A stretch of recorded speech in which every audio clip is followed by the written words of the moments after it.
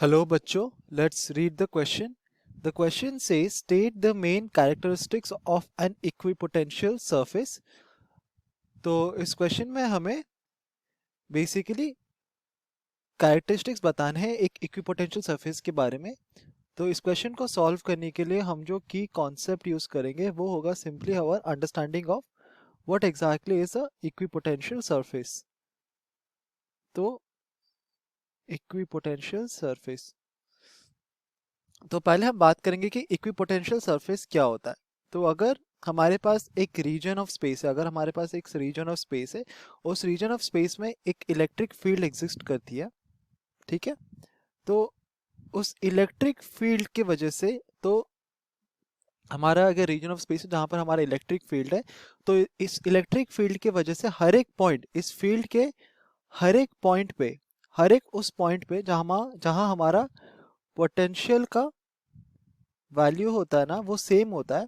तो हम यहाँ पे लिख सकते हैं. तो अगर हमारे पास एक इलेक्ट्रिक फील्ड है कुछ इस तरह से, और हम देखते हैं कि एट पॉइंट बी, हर एक पॉइंट, तो जब हमारा पॉइंट बी है ना, पॉइंट बी पे जो पॉइंट बी है हमारा, हम देखते हैं कि वहाँ पर हमारा पोटेंशियल सेम रहता है. तो एक फील्ड में हर एक पॉइंट जहाँ पर हमारा पोटेंशियल सेम रहता है, उस फील्ड को हम, उस पॉइंट को हम क्या कहते हैं, उसको हम कहते हैं इक्विपोटेंशियल पॉइंट. इक्विपोटेंशियल पॉइंट बोलते हैं हम उसको. तो सिमिलरली अगर हमारे पास एक टू डायमेंशनल प्लेन है, देन द लोकस ऑफ, तो अगर हम हर एक इस पॉइंट को ज्वाइन कर देंगे, तो जो भी हमारे पॉइंट्स होते हैं एक इलेक्ट्रिक फील्ड में जहां हमारा पोटेंशियल का वैल्यू सेम होता है, अगर उसको हम ज्वाइन करेंगे, then we get a line in a two dimensional, in a one dimensional space. और इस लाइन को हम कहते हैं इक्विपोटेंशियल लाइन.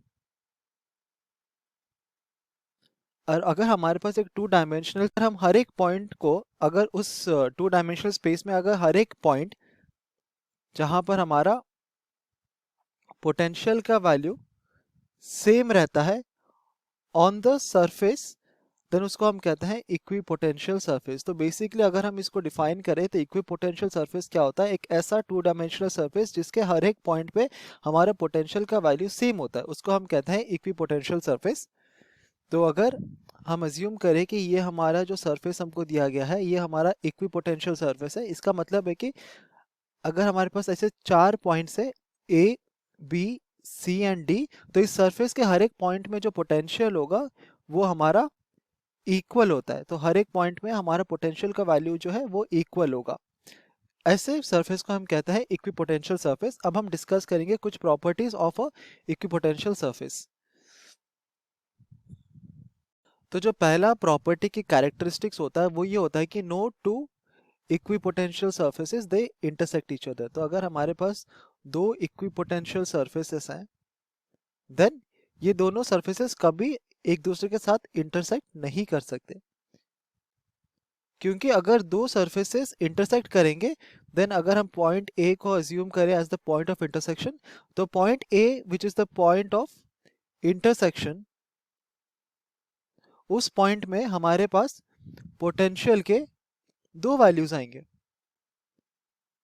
और that is not possible.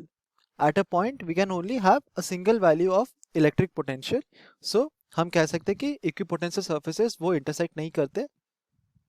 और एक कैरेक्टरिस्टिक्स होता है कि work done in moving a particle in a equipotential surface is zero.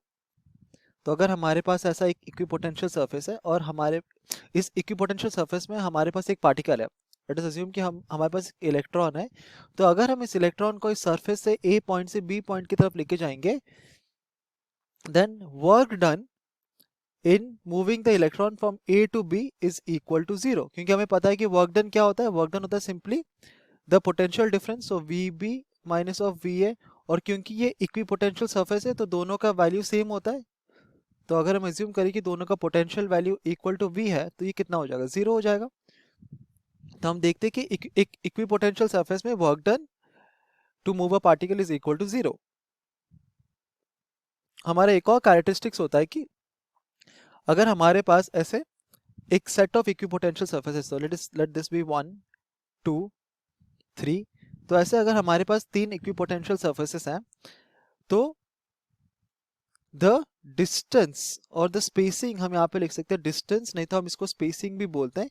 तो जो स्पेसिंग होता है ना दो इक्विपोटेंशियल सरफेसेस के बीच में, तो यहाँ पे लिख सकते हैं spacing between two equipotential surfaces, वो डिटरमाइन करता है हमारा strength of electric field in that region. क्यों? क्योंकि हमें पता है कि इलेक्ट्रिक फील्ड क्या होता है, वो होता है सिंपली द पोटेंशियल ग्रेडियंट, और क्योंकि डीवी हमारा कांस्टेंट है, क्योंकि चेंज इन पोटेंशियल हमारा कांस्टेंट रहेगा, क्योंकि हर एक पॉइंट में पोटेंशियल सेम रहता है। सो हम देखते हैं कि इलेक्ट्रिक फील्ड जो होता है वो इन्वर्सली प्रोपोर्शनल होता है 1/dr, मतलब इन दोनों के बीच का जो स्पेसिंग होगा, कि जो डिस्टेंस होगा, इलेक्ट्रिक फील्ड का स्ट्रेंथ उसके ऊपर डिपेंड करता है। तो ये हमारे कैरेक्टरिस्टिक्स है ऑफ अ इक्विपोटेंशियल सरफेस।